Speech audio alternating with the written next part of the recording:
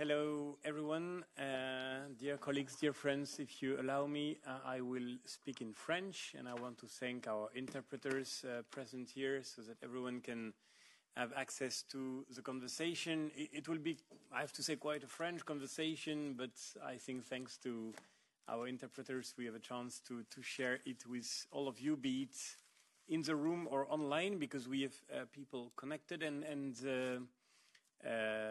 I will say with the Secretary General of France Télévisions here, the replay will be available so that everyone can have access to the conversation today.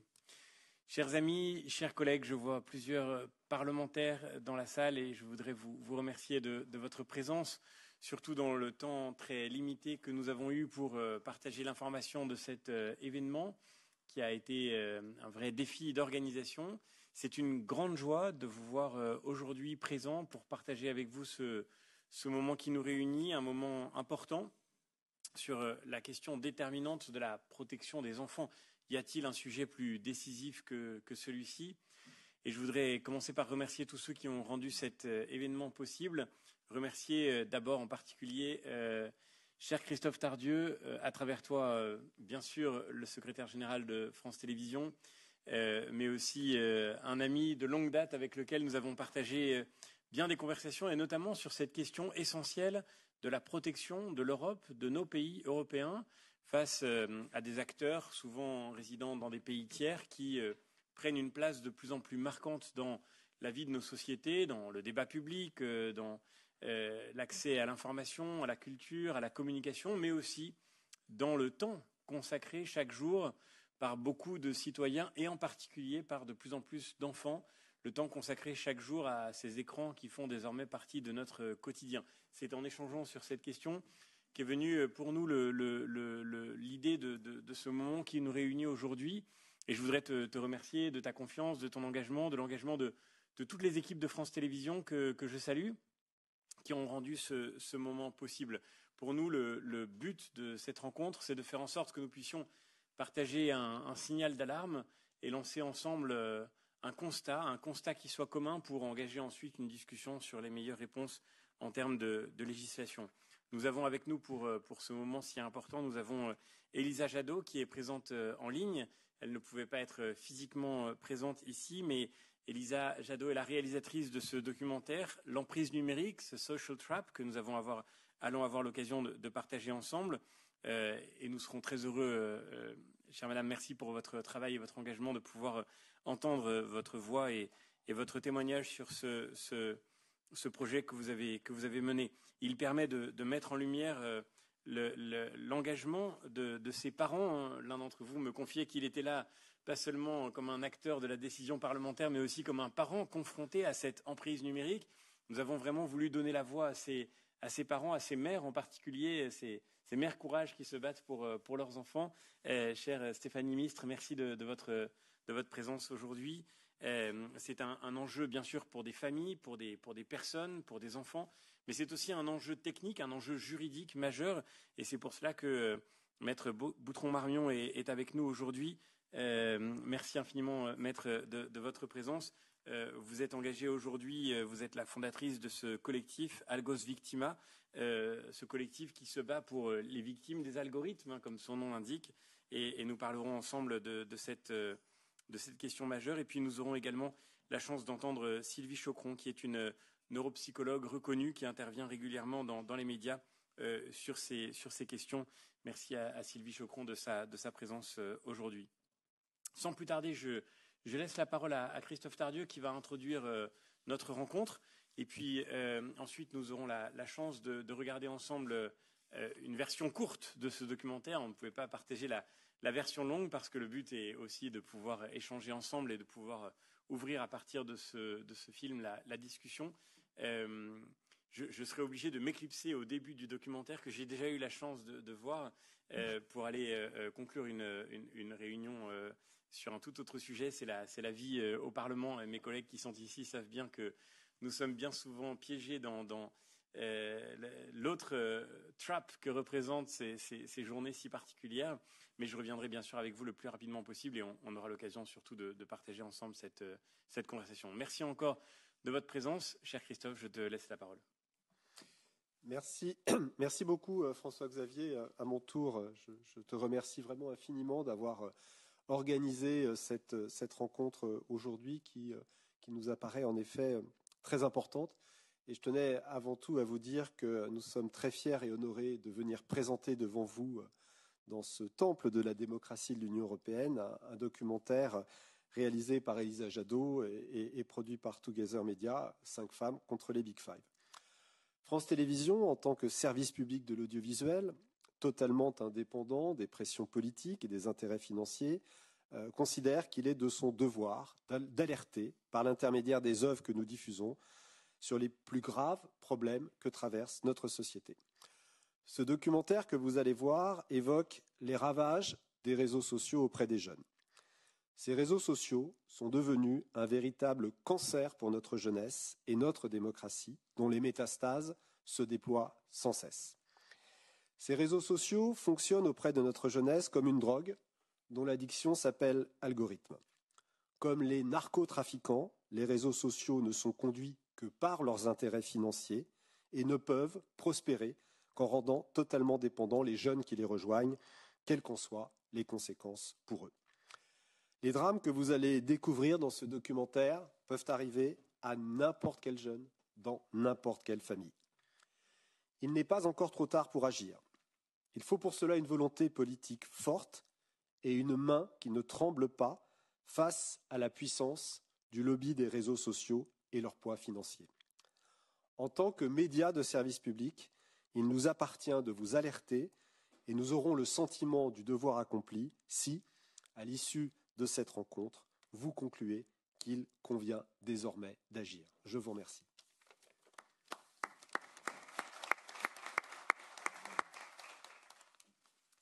Merci infiniment. Et maintenant, je propose que nous passions sans plus tarder à la projection de la version courte de ce documentaire, qui sera suivie de l'échange que nous pourrons avoir avec sa réalisatrice et tous les acteurs de cette table ronde. Merci à tous les techniciens qui rendent cette projection possible. Et nous pouvons donc suivre ensemble le travail d'Elisa Jadot. Chers collègues, chers amis, difficile de reprendre la parole après ce que nous venons de voir, ce que nous venons de revoir peut-être pour certains d'entre nous. Et maintenant, nous avons le grand privilège de pouvoir partager une conversation très ouverte et très libre avec les principaux acteurs de ce documentaire si important. Et peut-être je voudrais commencer par me tourner vers Elisa Jadot, mais je ne sais pas si elle est toujours en ligne. Si nous pouvons lui... Je suis là. Merveilleux. Est-ce que vous me voyez? Est-ce que vous m'entendez? Voilà, magnifique. On vous retrouve. Je me tourne vers vous, Elisa Jadot, d'abord pour vous dire un immense merci. Je pense que c'est le mot que je partage avec tous ceux qui sont ici. Nous sommes ici plusieurs parlementaires de groupes politiques différents, de pays différents, mais tous réunis par la préoccupation que votre travail permet de cristalliser. Et puis bien sûr avec beaucoup d'autres participants qui sont engagés à des titres divers dans la vie de ce Parlement, de cette institution.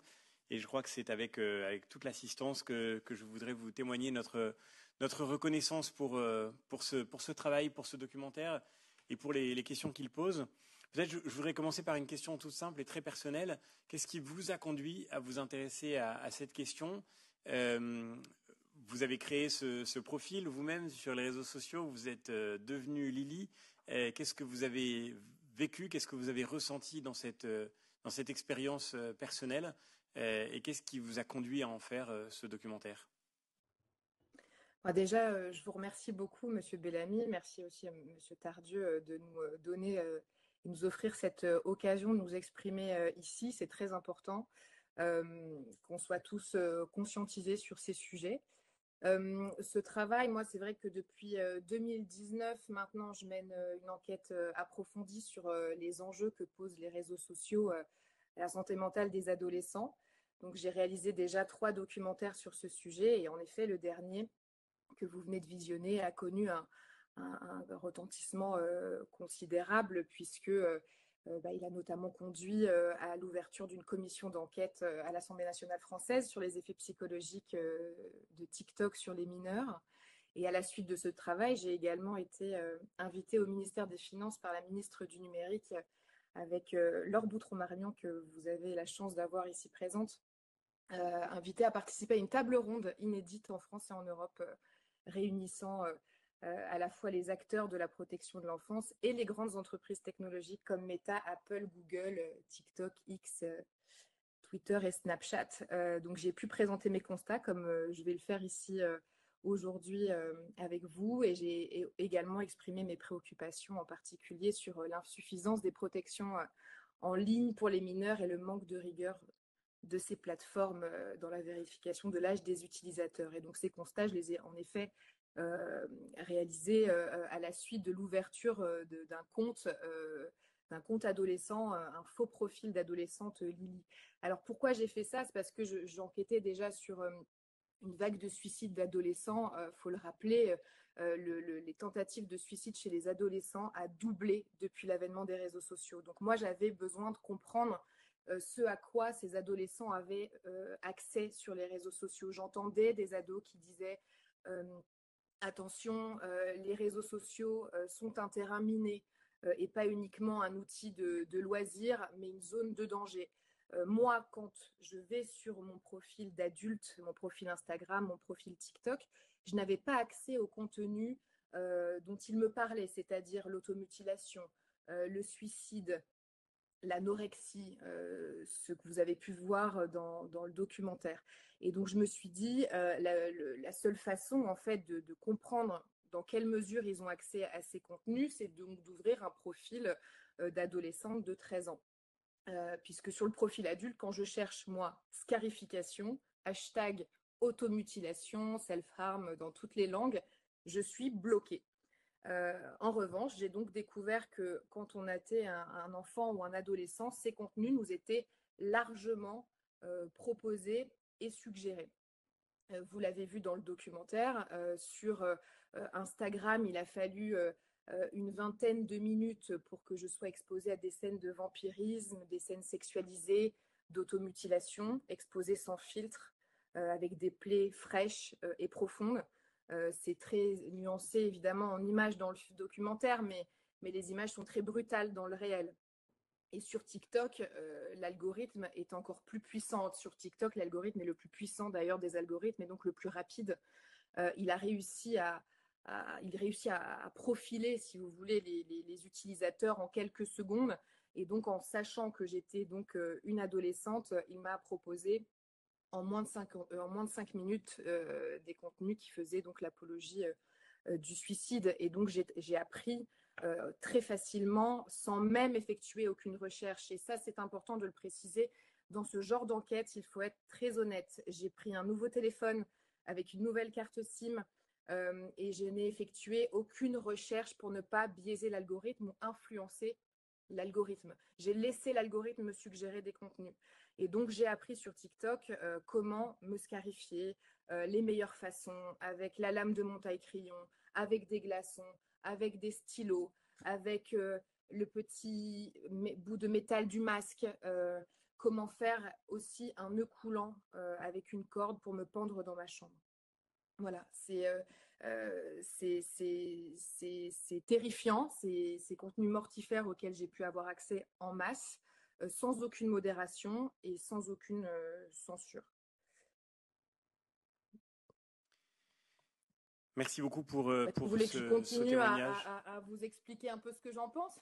On va peut-être se tourner vers Stéphanie Mistre, parce que le regard que vous nous partagez sera aussi éclairé par l'expérience de la maman que vous êtes. On connaît les statistiques, et Elisa, vous les citiez. On connaît l'expérience qui est rapportée par tant de médecins hospitaliers, de praticiens, de psychiatres, de pédopsychiatres, qui tous rapportent l'augmentation majeure de ces cas, en effet, de suicide ou de tentative de suicide, mais aussi de scarification, de pratiques d'automutilation, d'autodestruction. Stéphanie Mistre, vous êtes passée par bien des épreuves, et c'est de là que naît votre propre engagement. Et je me tourne vers vous, quand vous écoutez ce que dit Elisa Jadot, quand vous voyez ce qu'on vient de partager, Qu'est-ce que vous éprouvez et qu'est-ce que vous attendez aujourd'hui de la décision publique sur ces questions essentielles pour l'avenir de nos enfants? Ce que j'éprouve effectivement, c'est ce que dit Elisa, cette emprise du numérique, c'est ce que subissent nos enfants et ce qu'a subi ma fille Marie pendant le Covid. Alors que je ne me doutais à ce moment-là, en 2021, absolument pas des contenus que pouvait proposer TikTok, puisque c'était son réseau préféré.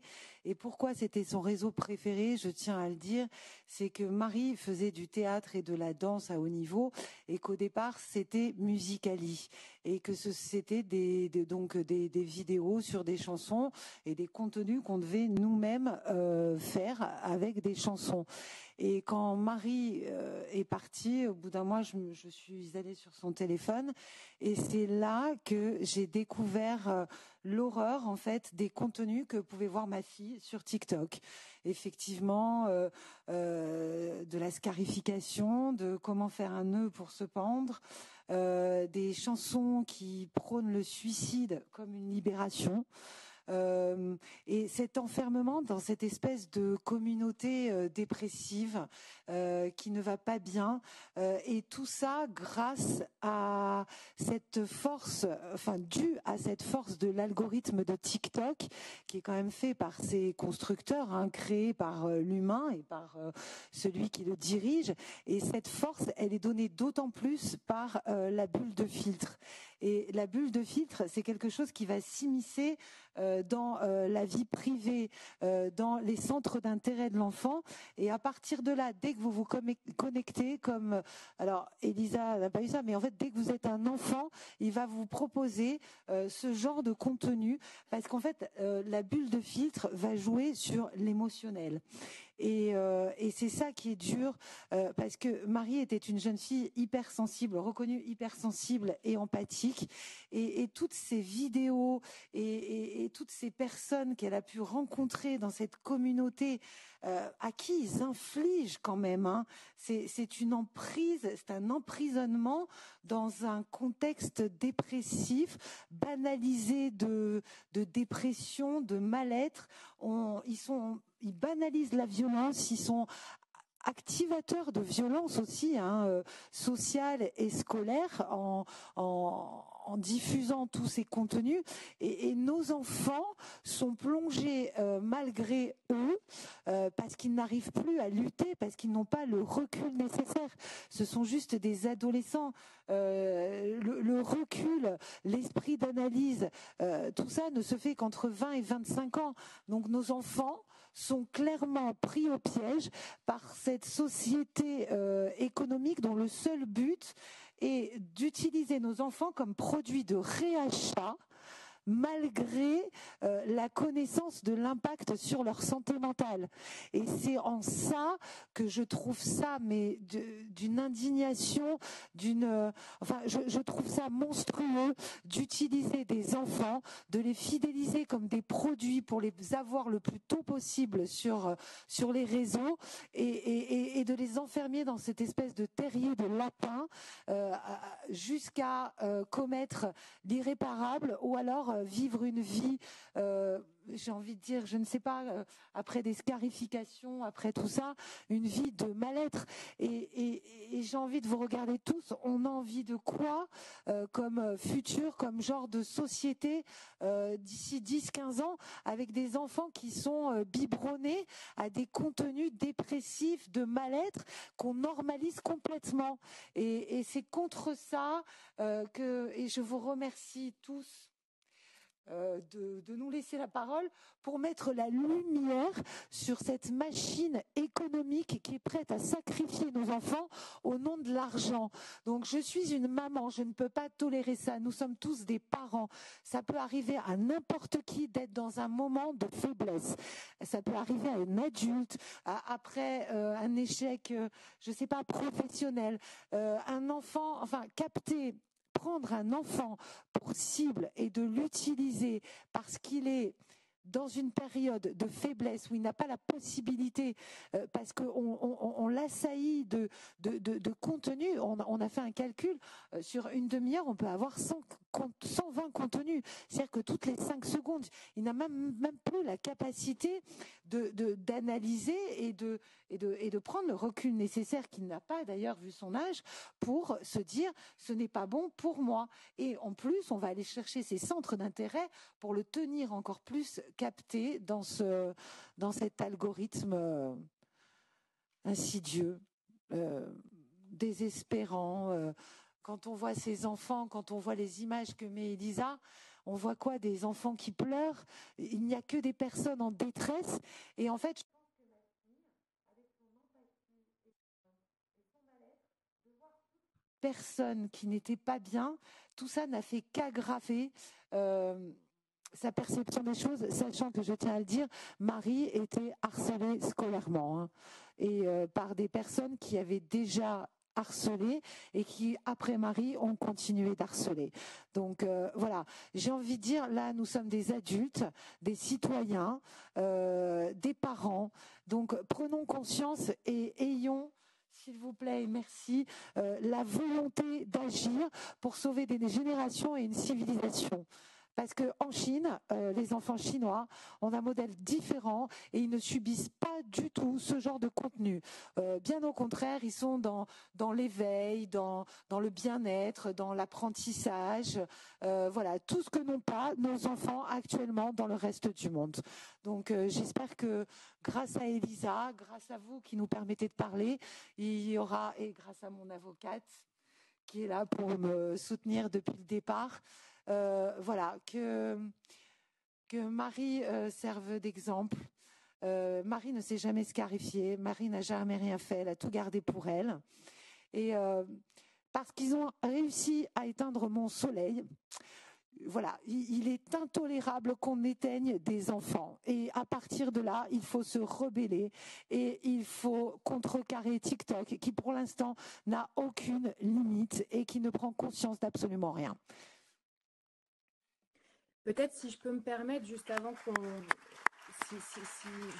peut-être que nos autres interlocutrices qui vont apporter une expertise purement juridique et médicale sur peut-être le fonctionnement pur de l'algorithme et le reste de l'enquête que j'ai pu réaliser, qui va peut-être éclairer aussi la suite des débats. Je ne sais pas si vous me le permettez ou si j'interviendrai plus tard sur cette thématique-là. Si ça vous convient, on va peut-être continuer le tour de table parce que ça pourrait être intéressant d'entendre Madame Chocron justement sur cet aspect psychologique.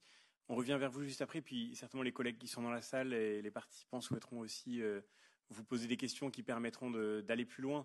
Je voudrais juste me tourner, si vous me le permettez, vers vous, Sylvie Chocron.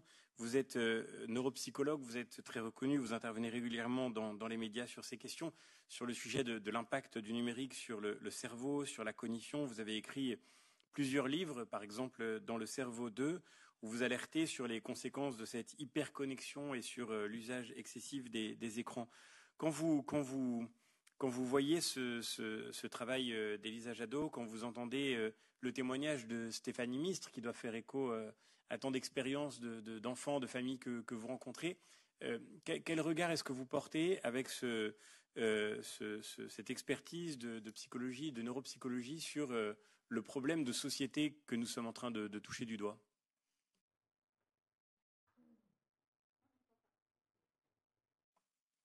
Alors, on ne vous entend pas, je ne sais pas si vous parlez. Je ne sais pas si votre micro est allumé. Alors, peut-être je me tourne vers la technique. Est-ce qu'on a une solution pour écouter Madame Chocron?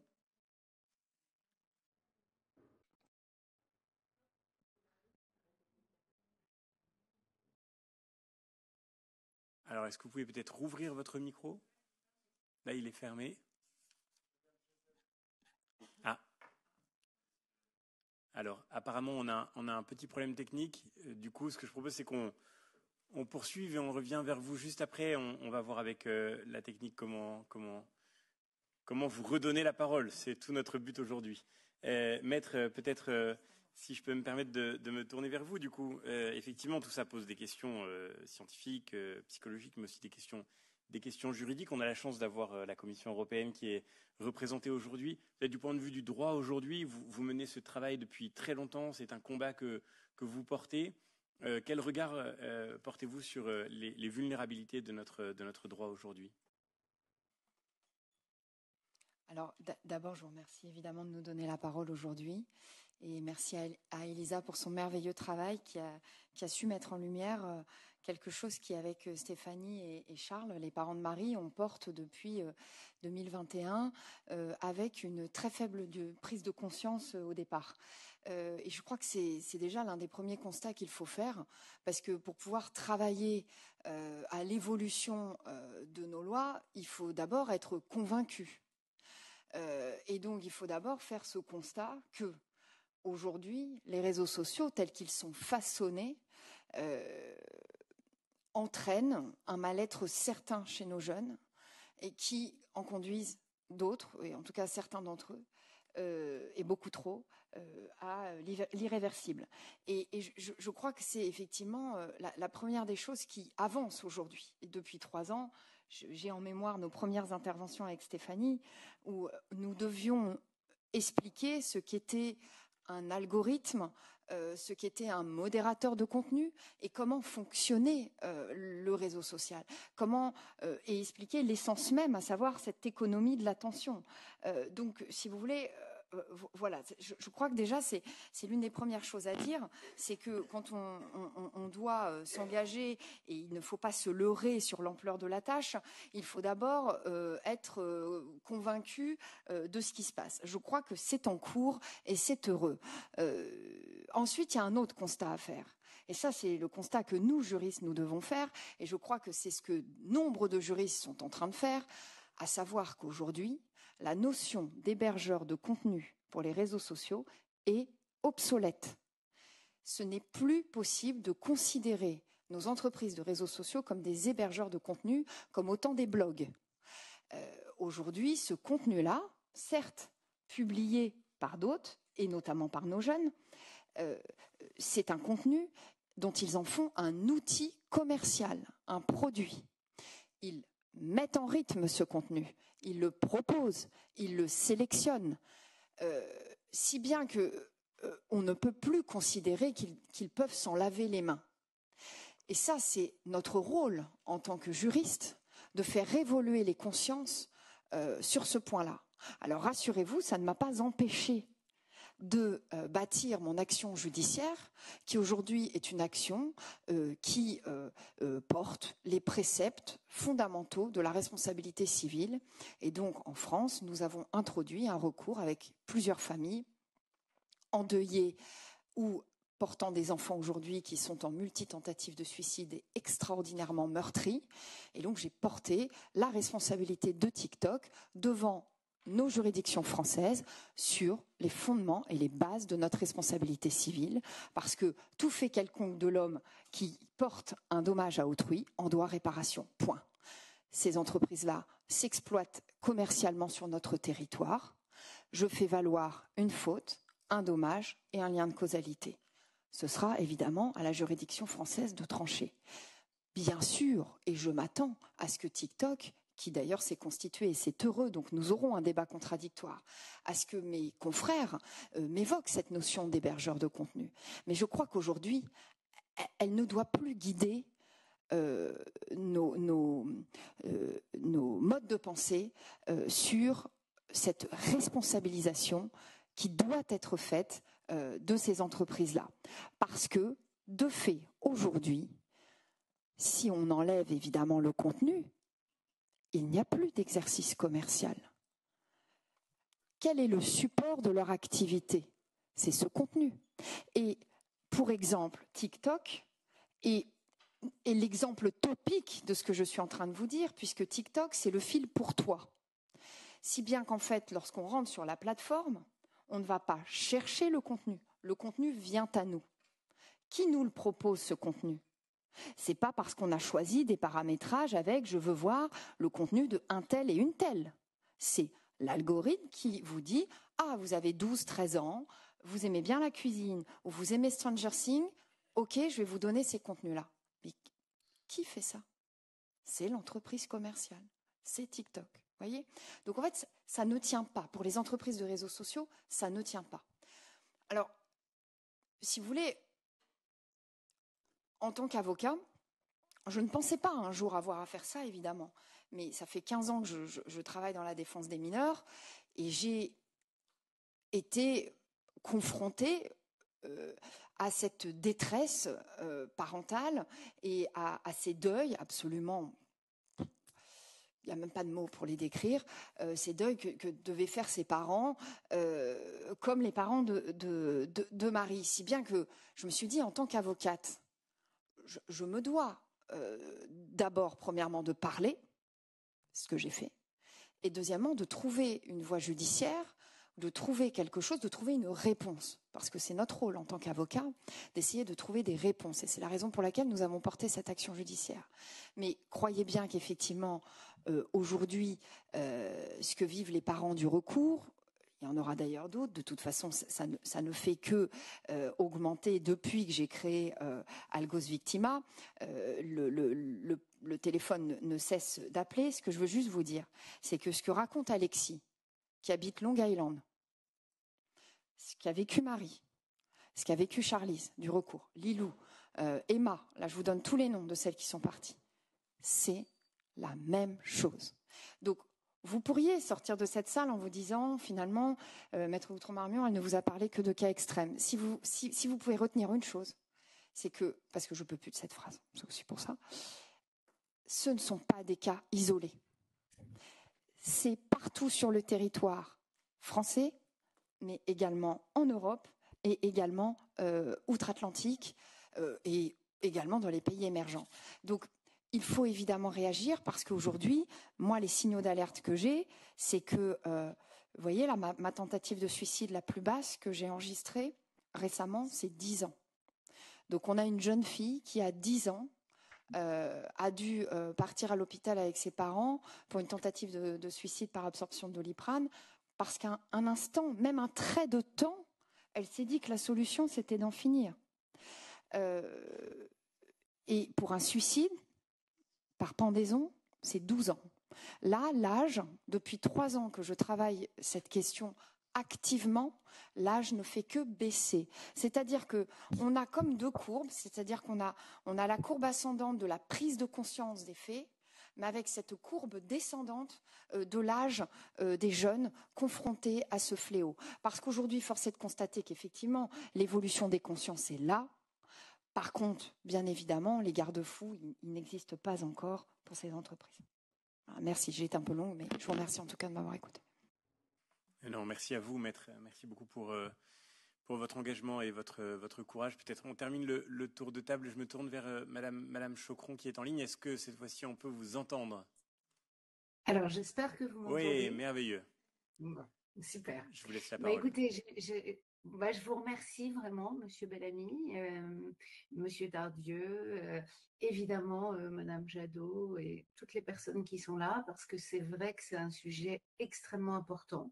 Et avant de commencer à parler, je voudrais juste préciser que je n'ai pas de conflit d'intérêt par rapport à ce sujet, parce que la plupart de mes collègues qui s'expriment et qui parfois ont tendance à minimiser les effets, soit des écrans, soit des réseaux sociaux, évoquent rarement leur conflit d'intérêt avec toutes ces entreprises. Et je pense que c'est vraiment une question importante. Donc du coup, je pense qu'à partir de maintenant, comme des scientifiques, où voilà, des professionnels de santé s'expriment, c'est bien de leur demander s'ils ont des conflits d'intérêt ou pas. Voilà, ça c'était en préambule. Donc ce que je vais dire va évidemment confirmer tout ce qui est décrit dans ce documentaire tellement poignant, mais aussi tout ce qui est décrit par toutes les personnes qui sont là. Je vais peut-être juste vous donner des arguments un peu plus neurophysiologiques. Donc effectivement, la grande particularité de ces réseaux, et en particulier de TikTok, c'est de jouer sur la passivité et la rapidité du matériel qui est présenté, donc la passivité de la personne qui est sur le réseau et la rapidité de ce contenu qui arrive et qui va jouer sur des émotions très simples, puisque ça va tellement vite qu'en réalité, ça ne met en jeu dans le cerveau que la perception très rapide, la reconnaissance visuelle très rapide et des émotions de base. La peur, la joie, le dégoût, la colère, la tristesse. Mais ça ne peut pas aller jusqu'au raisonnement, ce n'est pas possible, parce qu'il n'y a pas le temps pour que le cerveau puisse traiter, prendre du recul, analyser, débattre, raisonner. C'est impossible de mettre à distance le contenu. Mais c'est pas uniquement ça la seule raison, c'est que chez les enfants et les adolescents, le lobe frontal qui est à l'avant du cerveau et qui nous permet de contrôler nos comportements, qui nous permet justement de raisonner, qui nous permet d'avoir une forme de jugement critique, de mettre en perspective plusieurs avis, ce lobe frontal, il n'est pas mature chez les enfants et chez les adolescents. Il va devenir mature uniquement vers 18-20 ans. Et c'est pour ça d'ailleurs que la majorité dans la plupart des pays est à cet âge-là. C'est parce qu'avant 18-20 ans, certes, la perception est efficace, le langage est efficace, la mémoire fonctionne très bien, mais le jugement critique et le raisonnement ne sont pas encore matures. Et donc, du coup, on a là un cerveau qui non seulement n'a pas la possibilité vraiment de critiquer ce qu'il voit parce que ces régions-là ne sont pas matures, mais en plus de ça, même chez les jeunes adultes, même avec un cerveau mature, le contenu va trop vite et finalement, il y a une telle aimantation à ce contenu très rapide que le cerveau n'a plus la capacité d'analyser ce qu'il voit. Donc ça, c'est la première chose. Ensuite, le problème de l'utilisation de ces réseaux à l'adolescence et chez les enfants, c'est qu'il y a une forme d'attirance pour un contenu qui leur semble leur être parfaitement destiné. Et donc, ils ont l'impression que personne ne peut les comprendre, sauf ce qu'ils sont en train de voir et de vivre, parfois par procuration, sur ces réseaux. Et là, ça touche à une particularité sur le plan psychologique des adolescents, qui est cette nécessité d'appartenir à un groupe. Avant, on disait d'être dans la norme. Maintenant, ça va au-delà de la norme parce qu'il y a une forme d'uniformisation par les réseaux de la pensée, des réactions, des solutions qu'on va éventuellement trouver à un problème. Et donc, les enfants vont être, comme vous le disiez très bien, via ces algorithmes, ils vont être embarqués dans une réalité qui leur est imposée, qui est tellement prégnante qu'ils ne peuvent pas s'en détacher. Et là, je voudrais dire que même si des parents sont présents, vous ne pouvez pas être présent 24 heures sur 24 avec votre enfant, vous ne pouvez pas toute la nuit discuter avec lui, ce que les réseaux, eux, ont la possibilité de faire. Ils ont la possibilité d'être là en permanence, sans arrêt du tout. Et donc, quelque part, il n'y a pas de commune mesure, il n'y a pas d'égalité entre les relations réelles et toutes ces informations virtuelles qui vont arriver. Et donc, il va y avoir effectivement cette banalisation de certains comportements, y compris gravissimes, comme la scarification, comme le suicide, où on n'en a pas parlé. Il y a aussi des algorithmes qui vont orienter les enfants et les adolescents vers l'hypothèse que leur problème est peut-être lié à une problématique de genre. Et on sait qu'il y a une explosion actuellement de demandes de changement de genre qui sont liées vraiment, qui sont induites par simplement des algorithmes qui vont associer le mal-être physique et moral à une problématique d'identité genrée. Et donc, du coup, l'adolescent n'a plus ou l'enfant, ils n'ont plus les moyens de critiquer tout ce qu'ils voient. Ils ont l'impression d'appartenir à un groupe qui les conforte dans leurs problématiques, qui majore leurs troubles et qui leur propose des solutions qui sont les pires. Et je ne voudrais pas dire que les réseaux vont créer tous les soucis, parce qu'on le sait bien, et vous en avez parlé, il y a en amont souvent une problématique autre de harcèlement scolaire, d'image du corps, de confiance en soi, peu importe, qui sont des problématiques qui peuvent arriver dans l'enfance et à l'adolescence, mais qui vont être majorées par les réseaux sociaux. Et enfin, je voudrais dire un mot, parce que là, j'ai parlé du cerveau, je voudrais dire un mot sur la santé mentale. Mes collègues chercheurs qui minimisent les données qu'on a depuis quelques années, en fait, je pense qu'ils sont, quelque part, ils ne sont pas tout à fait honnêtes, parce qu'il y a eu des recherches qui ont véritablement montré que réduire de 10 minutes par jour uniquement Snapchat Instagram et Facebook, à l'époque de la recherche, permettaient de réduire de manière significative les idées suicidaires et tous les signes d'anxiété et de dépression, en particulier chez les jeunes filles. Donc on a des données maintenant qui nous permettent de lier véritablement l'utilisation des réseaux et la santé mentale. Et par ailleurs, il y a une étude qui a été faite, une très grosse étude, sur 500 000 adolescents, donc c'est une énorme étude, qui a été faite entre 2010 et 2015, et qui a véritablement, qui s'est interrogé sur le nombre de pensées suicidaires chez les adolescents. Et là, je vais vous donner les chiffres exacts parce que c'est assez effrayant. Si le temps passé sur les réseaux est de 5 heures, enfin 5 heures maximum par jour, on a 48% des adolescents qui rapportent des idées suicidaires au moins une fois. Si ce temps tombe à moins d'1 heure par jour, on n'a plus que 29% des adolescents qui y ont pensé une fois. Et donc, on a des données maintenant chez tous les adolescents, y compris, enfin surtout chez les jeunes filles, qui permettent de lier vraiment la problématique de dépression, d'anxiété et de risque suicidaire avec les réseaux, et en particulier avec TikTok, qui, vous l'avez sans doute vu ces dernières semaines, a lancé des tendances comme Skin Talk, qui est une tendance qui promeut le régime extrême, voire l'anorexie, chez les jeunes filles. Et on sait que la problématique du corps est une problématique extrêmement présente à l'adolescence. Et donc, je voudrais juste conclure en disant que si on met bout à bout la passivité devant les écrans, l'immaturité cérébrale, la rapidité du contenu qui apparaît, les algorithmes qui orientent le contenu, ben, on peut juste être certain qu'on va majorer les problématiques d'image du corps, qu'on va proposer en permanence des images virtuelles à des jeunes filles qui vont finir par avoir un clivage entre leur image réelle et l'image virtuelle, soit d'elle-même via des photos retouchées sur les réseaux, via des images qu'elle voit sur les réseaux. Et donc, on a un écart qui se creuse entre l'image réelle de l'adolescente et l'image idéalisée qui va conduire à des situations extrêmes.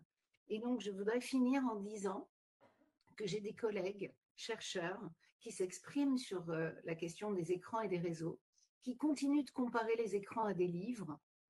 Je pense qu'il faut arrêter de faire ça. On est face à un problème bien plus grave et on ne peut plus se voiler la face, y compris vis-à-vis de toutes les recherches scientifiques qu'on a maintenant. Voilà. Merci infiniment pour ces explications très, très éclairantes. We are lucky to have someone representing the Commission. Thank you so much, Mr. Ciliberti, for being here. But maybe before you take the floor, I would like to turn to people in the room. If you have questions, if you have any ideas to share about, and then the Commission can give us an insight about what the next steps could be. And I want to start with Dora David. You're our shadow rapporteur on the, and then I turn to you, of course. You're our shadow rapporteur on the protection of minors, so you're directly engaged on this question, and thank you so much for being here. You have the floor. No, thank you so much, François Xavier, for organizing this very interesting and important event. And I think this film was very, very sobering, and I'm very sorry that this has happened and is still happening. As you said, the protection of minors online is a very high priority for us in this mandate. There are several committees in the European Parliament working on different aspects because we know that minors face many risks online. The committee that I work for, the Internal Market and Consumer Protection Committee, focuses on the commercial exploitation angle, so protection of minors from harmful commercial practices. So I think this was a very interesting panel, and I have lots of questions. I'll try and restrict them to a couple. The big question is, what do you see as effective solutions that you know we could take here to tackle the issue? For example, I see an ad the other day from Instagram calling for EU regulation to get parental consent for downloading the app. Is that the right way to go? Or are there other ideas or views that you think would be effective solutions? And in this vein, from the neuropsychologist colleague, do you see a specific effective solution for tackling addiction to social validation from likes? You talked about needing to fit into groups. That's particularly prevalent with teenagers and children. And then finally, a question to the lawyer. Where, on this TikTok case, I'm not sure where we are. If there's no outcome yet, or if there is, I'd be interested to understand what the outcome is. And you said, of course, you will come up against the hosting immunity or platform immunity argument. But I can imagine also causation being a challenge. How will you address that question? Because we saw a very compelling story here, but I'm sure, the other side will push and say, well, it's not because of us. So thank you so much in advance, and apologies for the many questions. Thank you. Please. Voilà, bonjour, je suis maman, prof, et aussi, comme la dame dans le documentaire, convertie en addictologue. Je suis en fait préventiste dans des écoles, mais pour le moment, je travaille ici à Bruxelles. C'est pas grave, c'est juste pour dire que je suis un peu comme... je suis très motivée parce que je comprends le défi et les risques. Et la semaine prochaine, je vais faire une lecture au Parlement tchèque, parce que le pays d'où je viens est la Tchéquie. Et je voulais juste... Et hier, j'ai fait une lecture dans l'école de mon fils qui a 8 ans. Les parents dans les pays comme la République tchèque sont complètement illiterate. Il y a beaucoup de différences entre les pays dans l'Union européenne. Je prends l'occasion de vous le dire. Il y a des enfants qui souffrent et on le nie. Moi, je suis la voix qui dit on a un problème, et je dis un peu les choses que vous avez dit. Mais je pense que je suis vraiment une des rares personnes en Tchéquie. Et au Parlement, donc je vais parler un peu aussi de la présidence danoise qui semble prendre le sujet très au sérieux. Mais ma question est la suivante, parce que l'argument qu'on entend en Tchéquie où le lobby Big Tech est vraiment très fort et où il y a beaucoup de gens qui ont des conflits d'intérêts qui ne déclarent pas. Quel est votre message aux gens qui accusent que c'est la faute aux parents? C'est un peu le contrôle parental que Instagram veut introduire, parce qu'en Tchéquie, le narratif, c'est que c'est la faute aux parents qui n'écoutent pas suffisamment, ils ne s'intéressent pas. Il y a même des chiffres, 86% apparemment ne s'intéressent pas au monde virtuel des enfants. Donc, quel est votre message à ces gens-là? Merci. Merci, madame. Laurence Farren voulait intervenir. Laurence, tu portes l'action de Renew dans la commission de la culture et de la jeunesse. Tu es aussi en commission des affaires juridiques. Oui, merci beaucoup. Merci beaucoup à toi, François-Xavier, pour cette initiative. Merci à France Télévisions, à Elisa. Et puis, vos témoignages de part et d'autre, à la fois très sensibles et avec cette force d'avoir ce recul et de faire partager une douleur en combat. Je trouve ça absolument... éminemment utile pour nous tous en tant que législateurs, et merci aussi pour vos lumières.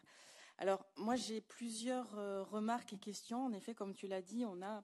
Il y a une traduction? Oui. On traite aujourd'hui de ce sujet dans beaucoup de commissions, sur différents niveaux, et dont une partie dans la commission que j'occupe, avec des recherches de solutions, avec des pistes qui peuvent être autant nationales qu'européennes.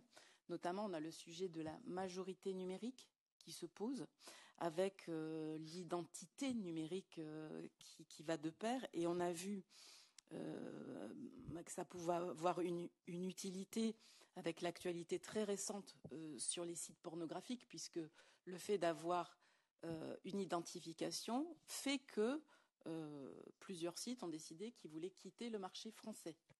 Donc, ça appelle beaucoup de questions quand même, cette décision de dire les mineurs n'ont plus accès, donc on s'en va.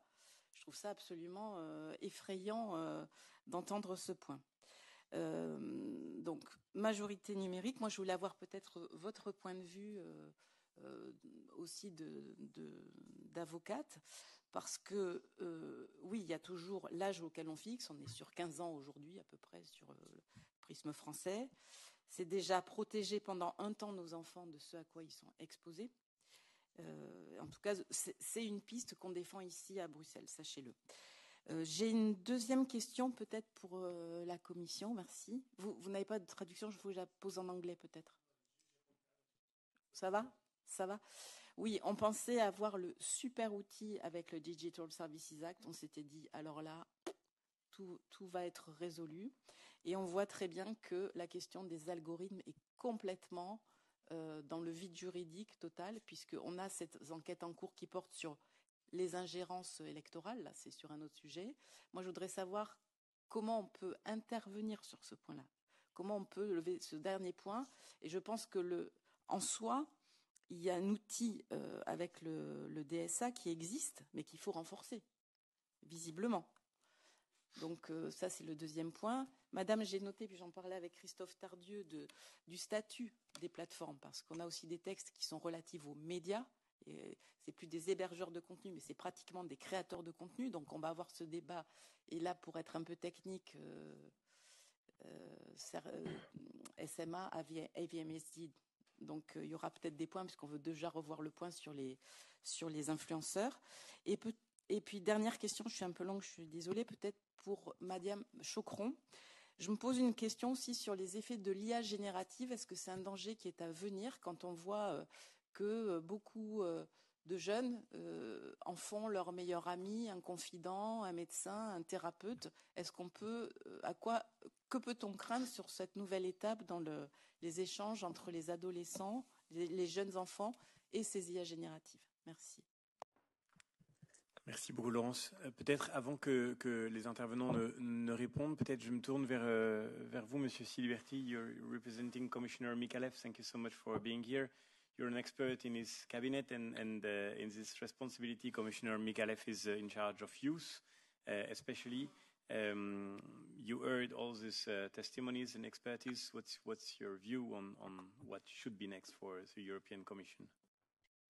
Merci tout d'abord pour l'invitation. Je parle français d'une manière horrible, donc je vais parler en anglais, mais j'ai suivi tout le discours, la discussion, c'était animé.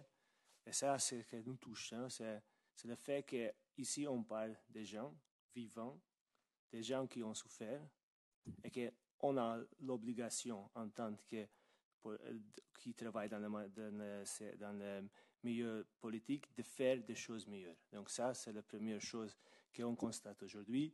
Mais maintenant, je vais parler en anglais, comme ça je suis plus clair et plus compréhensible. Mr. Bellamy, thank you very much indeed for this kind invitation. The Commissioner sends his regrets. He had to travel today to Lausanne. If not, he would have been here because it's his he likes to engage with many of the MEPs, with many of the stakeholders.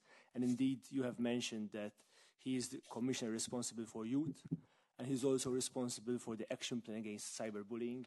And I think I would like indeed to highlight what is being done at the moment in this area, to also share some thoughts and then indeed try to reply to different points which we have heard throughout the day.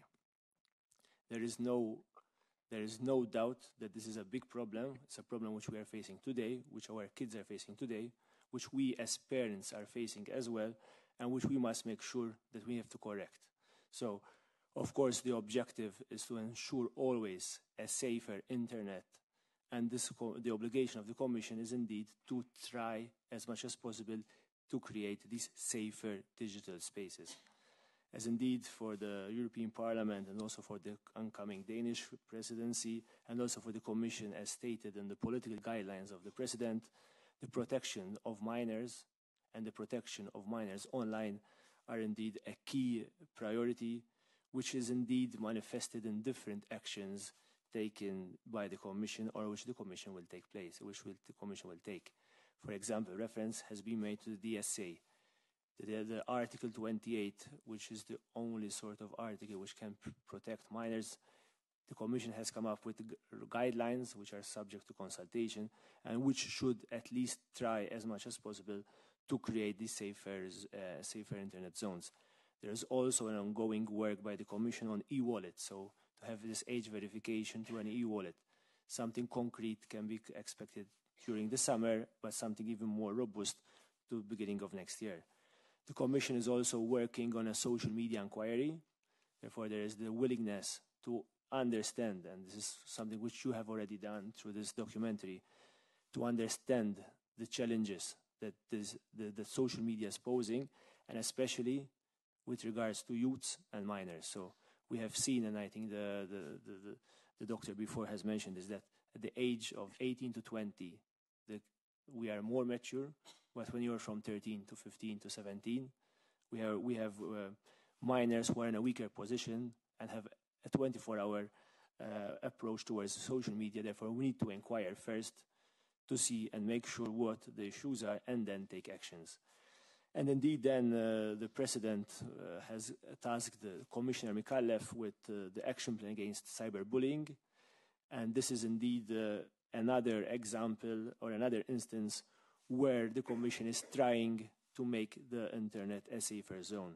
Indeed, the scope of application of this action plan against cyberbullying would be as wide as possible, therefore focusing indeed on minors, but also taking into consideration other vulnerable groups, such as LGBTIQ, people with disability. Therefore, all the people or all the vulnerable groups that suffer cyberbullying will indeed fall under the scope. It is still a bit early to decide and say what the measures will be, but we have already heard some of them here, and some of them will indeed feature later on in the action plan, such as awareness. We need to remove the stigma of reporting. There is a big problem that youths, minors, who are suffering bullying, who are suffering cyberbullying, who sometimes indeed happens in the playground and then continues in the evening online, that they should be able to report, that it is cool to report. And this is the first step. If we have the courage to report, then it's the obligation on the platforms to make reporting clear and straightforward. It's very difficult at times to report to the platforms such bullying. And when this bullying is done on the internet, then there needs to be a meaningful follow-up. It makes no sense to provide a safer and clearer way of reporting if then when you report online, there is no follow-up by the 5 companies which you have seen in the movie. There is no follow-up action. So these are the ways, possible measures that might feature in the action plan. There is also, and this is something which I personally am suffering at the moment, but I think most of you is, a parental toolbox.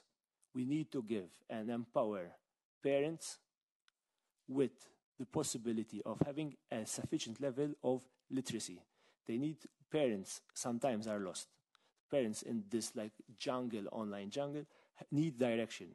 And one possible measure of this action plan will indeed to come up with a toolbox to help guide parents in their relationship with children, especially who are suffering cyberbullying. Another measure, and this is very much at the heart of the Commissioner, is indeed trying to take minors off their phones through culture and sport. Therefore, trying to reduce addictiveness through culture and sport. So this is also something which the Commissioner is quite keen and eager on. The public consultation will be published before the summer holidays, more or less towards the mid towards the end of July. It will run throughout the summer until the end of September, and the Commissioner is really willing and looking forward for engagement. It's important to have a wide consultation, therefore, in this House, with the member states, with stakeholders, with the big tech, with parents, with youths.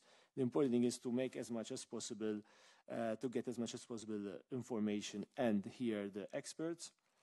And finally, one point which may sound a bit shocking, but at least in this world where there seems to be a lot of geopolitical difference between the EU and the US, protecting minors is a key issue. It's an issue on which we agree, and we need to make sure that we indeed create a safer internet for our kids. Thank you. Merci beaucoup. Peut-être maintenant, je me tourne vers nos intervenants pour qu'ils répondent aux questions qui ont été posées. Et je commence avec vous, Elisa Jadot. Vous avez entendu toutes les interventions. Vous vouliez peut-être reprendre certains points. J'aurais une question à ajouter à celles qui ont déjà été posées. Est-ce que en réalisant ce documentaire, vous avez vous aussi été confronté à ce sujet des conflits d'intérêts qui a été soulevé par Madame Chocron?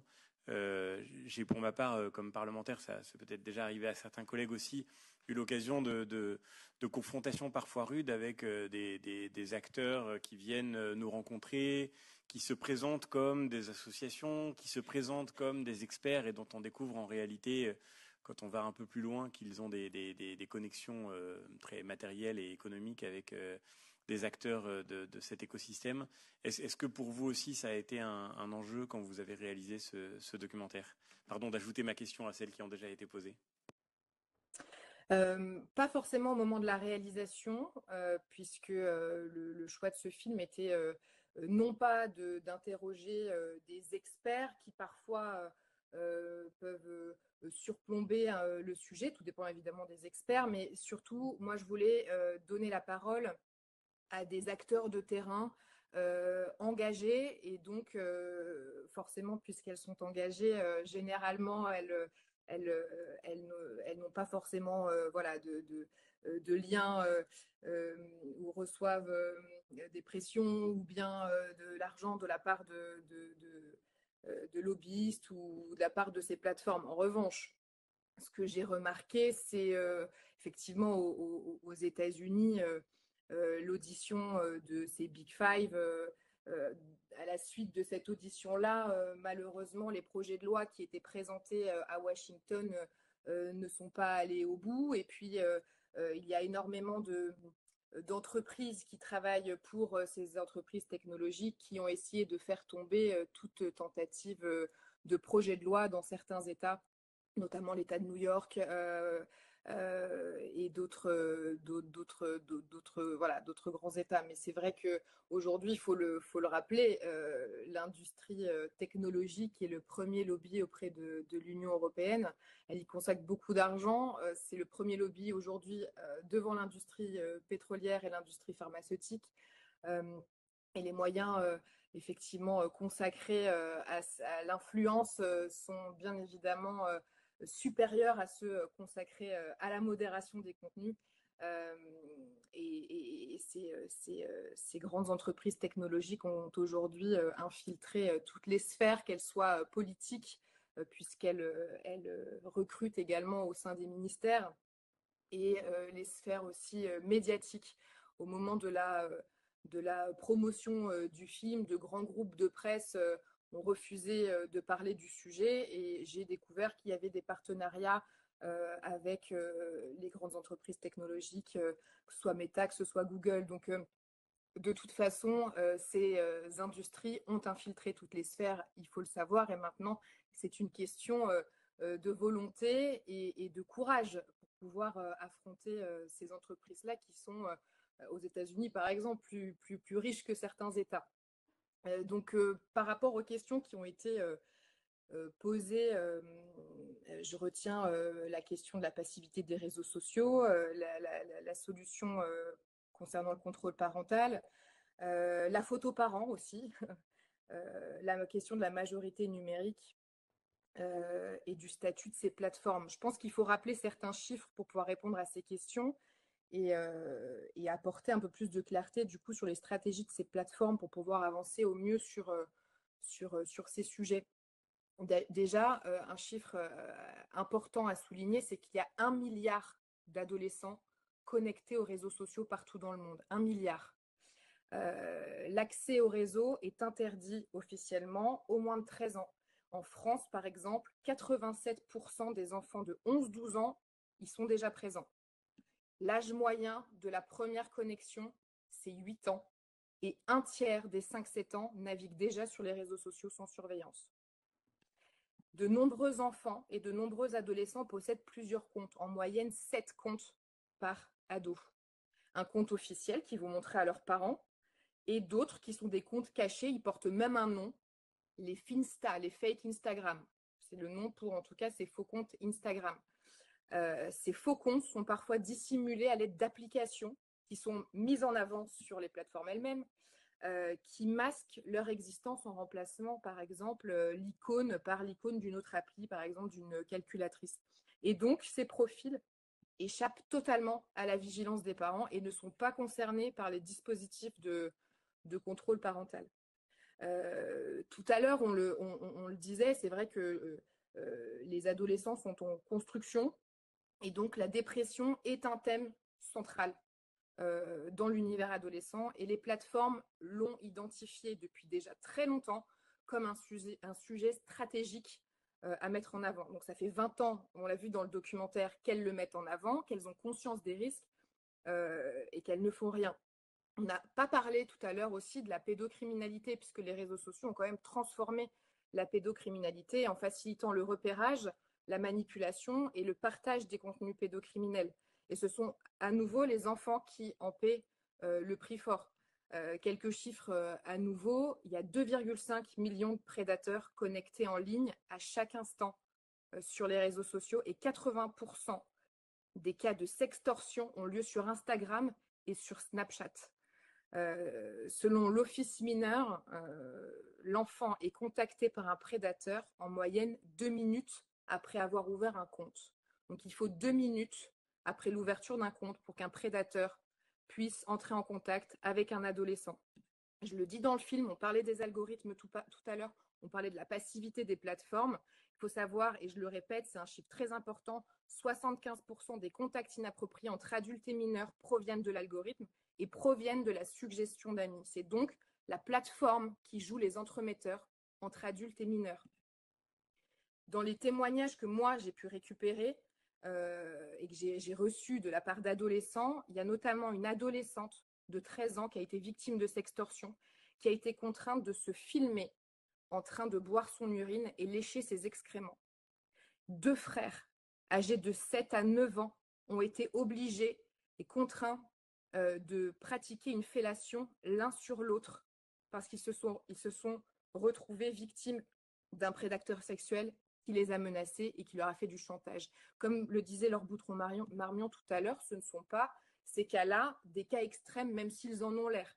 C'est l'universalité de ce que vivent les adolescents sur les réseaux sociaux et ce qui est dû à l'absence de modération et de censure de la part des plateformes. Donc, comme je l'ai dit dans le film, et je pense que vous l'avez bien retenu, tous les pédocriminels se sont structurés grâce effectivement à une action en toute liberté et donc aucune censure. Ces profils-là parfois sont très explicites, les noms sont très explicites, child pornographie par exemple, et dans leur description, leurs activités ne laissent aucun doute. Certains marquent vendeurs d'enfants, menu complet, tous les âges, sexe avec bébé, petite chatte fraîche, sexy boy. Au moment où j'ai mené mon enquête, aucune censure n'était faite sur ces comptes, qui pouvaient donc librement acheter, vendre, se partager des contenus pédopornographiques. Ces prédateurs-là utilisent aussi, comme je le disais, des comptes de mineurs pour communiquer. Sous les commentaires, ils se partagent leurs contacts et ils se partagent des liens. Donc, un enfant peut aisément, en quelques minutes, recevoir le lien vers une vidéo pédopornographique. Lorsque j'ai mené cette enquête, j'ai reçu sur mon faux profil le lien d'une vidéo vers un viol sur bébé. On ne répare pas ces enfants. Au contraire, en ayant tourné avec l'Office mineur, j'ai découvert l'horreur. La facilité d'accès à ces vidéos contribue à l'augmentation massive et inquiétante du nombre de pédocriminels. Leur âge diminue également progressivement. On observe aujourd'hui des enfants de moins de 13 ans qui recherchent activement ce type de contenu. D'après l'Office mineur, 40% des individus exposés à ces vidéos finissent par passer à l'acte, le plus souvent sur des enfants de leur entourage. Pendant ce temps-là, en effet, comme vous le disiez, ces plateformes elles engagent des milliards, elles engrangent des milliards. Elles engrangent des milliards sur les adolescents qui sont devenus une cible stratégique économique majeure. Meta, Snapchat, TikTok, ils arrivent à réaliser une part importante de leurs revenus grâce aux enfants, parfois jusqu'à 40%. Et donc la priorité des plateformes, c'est donc s'assurer, et ça c'est leur stratégie, c'est s'assurer que la génération suivante sera tout aussi, sinon plus accro que la précédente. Comme vous l'avez vu dans le film, tous les documents révélés par les lanceurs d'alerte montrent comment, effectivement, ces entreprises analysent la vulnérabilité cognitive des jeunes pour les maintenir accros, peu importe les dégâts. Et donc, le modèle de ces entreprises, c'est un double levier, la vulnérabilité donc des plus jeunes, mais aussi le désarmement des parents face à la puissance des algorithmes. C'est l'économie l'économie de l'ignorance. Les plateformes connaissent donc les ravages, mais si elles ne font rien, c'est parce qu'effectivement, comme je le disais, elles gagnent énormément d'argent. Sur la modération, il y a quasiment aucun budget consacré à la modération. TikTok, par exemple, on parle de 2 milliards de dollars contre des revenus annuels qui atteindraient 85 milliards. Pour Meta, c'est 5 milliards de dollars consacrés à la modération pour 140 milliards de chiffre d'affaires annuel. Et au total, ces deux géants emploient 40 000 modérateurs seulement. Étant donné que la modération automatique ne fonctionne pas, c'est de la modération humaine. 40 000 modérateurs, il y a 3,5 milliards d'utilisateurs sur les réseaux sociaux. Et pour X et Snapchat, alors là, c'est dérisoire, ils n'emploient que 1500 modérateurs à l'échelle mondiale. Donc, quand on parle de passivité, en effet, comme vous le disiez, c'était votre première question, Monsieur Bellamy. En parallèle, effectivement, ils dépensent des millions pour bloquer toute tentative de régulation, devenant le premier lobby auprès de l'Union européenne. Et donc, face à tout ça, il est absolument hors de question de demander aux enfants de se défendre seuls et aux parents. Et donc, concernant les pistes que moi je suggère, c'est notamment la vérification de l'âge qui doit être obligatoire et rigoureuse pour ces enfants. Et vous l'avez vu récemment, Meta qui multiplie les campagnes de lobbying pour forcer Google et Apple à vérifier l'âge des utilisateurs. Et Meta donc ne ménage absolument pas ses efforts pour persuader les législateurs européens et américains que cette charge doit revenir aux magasins d'applications et nos applications elles-mêmes. Et à mon sens, c'est à tous les acteurs du secteur de prendre ses responsabilités. Je pense aussi qu'il faudrait interdire les réseaux sociaux aux moins de 15 ans et supprimer l'algorithme pour les mineurs. Ce n'est pas un espace de plaisir, on l'a vu, les réseaux sociaux, ce n'est pas toujours un espace de plaisir. Et les mineurs ne peuvent pas percevoir les dangers. Les parents sont totalement désarmés et la pression sociale est immense. Lorsqu'un enfant n'a pas accès aux réseaux sociaux, il peut être exclu du groupe. Et quand bien même les parents essaieraient de contrôler, comme je vous l'ai dit tout à l'heure, les enfants savent comment contourner ces contrôles avec des comptes cachés ou des applications masquées. Et la grande question qu'on doit se poser, c'est effectivement comment ces jeunes vont-ils faire société si nous ne réagissons pas et comment ils vont se construire quand ils seront désensibilisés à tout type de violence et à toute hypersexualisation. Moi, je suis très inquiète également au vu des dernières déclarations, notamment de Mark Zuckerberg, qui indiquait la réduction de la modération et la suppression du fact-checking. Donc, c'est à nous, société tout entière, de les protéger pour trouver des solutions adaptées. Et en effet, enfin, sur le statut de ces plateformes qui sont donc hébergeuses de contenu, cela ne peut plus tenir, et je suis d'accord avec Maître Laure Boutreau-Marmion là-dessus, on ne peut plus tenir ce discours.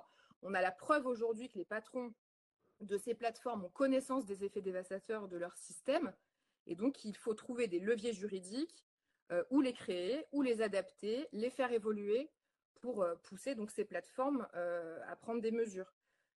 Leurs outils, ils les proposent, ils les présentent eux-mêmes comme des produits avec des consommateurs, des utilisateurs, des clients, mais ces applications sont conçues pour être addictives et donc ne respectent pas leurs propres conditions générales censées prévenir les atteintes graves envers la santé et la sécurité des personnes. Et à mon sens, c'est une violation des droits humains et de l'intérêt supérieur de l'enfant. Merci infiniment. Je crois que vous avez touché d'une manière extrêmement large les questions qui étaient posées. Je voudrais donner la parole à nos autres intervenants. Peut-être pour conclure, je suis vraiment désolé parce que sur un sujet aussi important, il faudrait prolonger très longtemps la discussion, mais le temps nous est compté, donc je vais être obligé de vous demander d'être aussi concis que possible, et pardon d'avance de cette demande. Peut-être, Maître, si vous voulez intervenir. Oui, merci. D'abord, je vous remercie pour toutes vos questions très, très, très pertinentes. Je vais tâcher d'être le plus rapide possible, monsieur le député. D'abord, un mot, c'est vous qui avez parlé de l'IA générative. Alors, à mon sens, aujourd'hui, on n'a encore rien vu sur les dégâts que va causer l'IA sur nos jeunes. C'est-à-dire que là, on en a un bref aperçu avec les algorithmes des réseaux sociaux. Je vous invite à aller voir le cas de Sewell, notamment, qui s'est donné la mort l'année dernière, en milieu d'année, après être tombé amoureux d'une IA, justement. Moi, j'ai fait moi-même le test avec certains de mes collaborateurs au cabinet. C'est glaçant.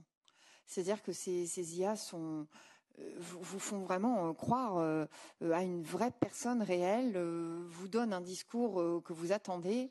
Et je comprends, et ça revient au discours qui nous a été dit sur l'aspect vraiment biologique de l'enfant. Il ne faut pas oublier qu'un adolescent, effectivement, n'a absolument pas le cerveau mature, et eu égard à cette plasticité, il est d'une fragilité abyssale. Donc, pour répondre brièvement, je pense qu'on n'a encore rien vu de la catastrophe qui peut arriver là-dessus. Et en tout cas, pour ce qui concerne les contenus mortifères, moi, je peux d'ores et déjà vous dire qu'on est passé à la vitesse supérieure, puisque maintenant que ces contenus-là ne sont pas régulés, on assiste à l'horreur de l'horreur. C'est-à-dire que j'ai des jeunes qui maintenant se voient proposer une rémunération pour se faire vomir en direct, pour se scarifier. Et j'ai même des propositions donc, de tarification pour se suicider. Puisque le jeune a envie de se suicider, pourquoi pas finalement gagner un petit sou. Voilà où on en est aujourd'hui. Donc ça, c'était rapidement effectivement pour dire que tant qu'on n'endiguera pas le problème, on va effectivement avoir un fléau qui va en faire naître d'autres. Rapidement sur la faute des parents, et je suis navrée de l'avoir oublié parce qu'en général c'est mon premier mot, et Stéphanie le dira, mais évidemment, nous à chaque fois qu'on prend la parole, c'est la première chose qu'on a dans les commentaires. Mais c'est quoi ces parents qui n'ont rien fait, qui n'ont absolument pas contrôlé les outils numériques? On ne peut rien contre les algorithmes, point. C'est-à-dire que tous les parents du collectif ont mis en place des contrôles parentaux, etc. Mais Stéphanie vous en dira plus. Mais effectivement, ce n'est absolument pas la faute des parents. Et je crois que ceux qui nous disent ça, c'est pour pouvoir se rassurer et se dire que ça n'arrivera pas dans leur famille. Sauf que force est de constater que ça peut arriver partout, et tout jeune, y compris celui qui se sent très bien dans sa peau. Pour ce qui concerne ce qui a pu être dit sur le juridique, alors, je vais partir de la fin. Il nous a été dit effectivement, Meta donc là lance des grandes campagnes pour essayer de refiler le bébé aux distributeurs d'applications. Bon, je crois que tout ça c'est effectivement du vernis. Sentant l'étau se resserrer, ils essayent de trouver d'autres solutions. Il faut pas. Et alors j'ai envie de vous dire que c'est exactement comme le Digital Service Act. C'est déjà à saluer. C'est une étape majeure qui a pu être faite. Donc, je veux dire, déjà, saluons ça. Et effectivement, je rejoins vos propos, monsieur. Il est bien clair qu'aujourd'hui, s'il y a bien un espace qui tente de faire quelque chose pour la protection des mineurs en ligne, c'est bien l'Union européenne. Et ça, c'est vrai. Effectivement. Simplement, le problème du DSA, c'est comme le reste de nos discussions. C'est-à-dire que on est toujours dans l'ancien paradigme. C'est-à-dire que le DSA, c'est quoi l'idée, la grande idée?